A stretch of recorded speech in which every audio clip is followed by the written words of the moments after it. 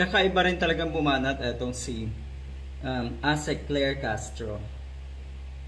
Tungkol po doon sa sinasabi nga ni Sara Duterte na billion daw, 16 trillion na utang ng ating bansa. Pero wala daw siyang nakikita. Ano nga daw ang banat ng mga netizens? 165 million in just 11 days, wala daw tayong nakita. Wala rin tayong nakita. Pero hindi rin daw makita yung mga recipient niya nung confidential funds na mukhang kung kani-kanino daw pangalan or kung kani-kanino daw ipinangalan at napunta lang pala sa iisang bulsa. Yun ang totoo.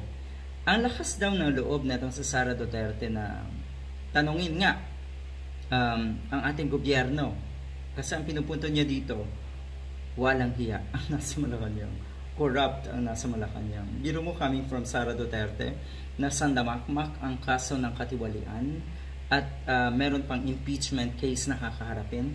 Sa'yo talaga manggagaling yan. I would admire Sara Duterte kung sa puntong ito nananahimik siya, nagpapalamig. Pero hindi, lalong nanggigigil, lalong gumagawa ng kabalbalan at kawalang hiyaan. Ano daw?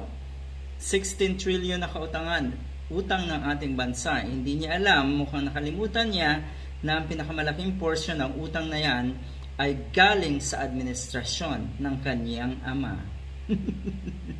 Buti talaga hindi nahihiya ito si Sara Duterte, ano?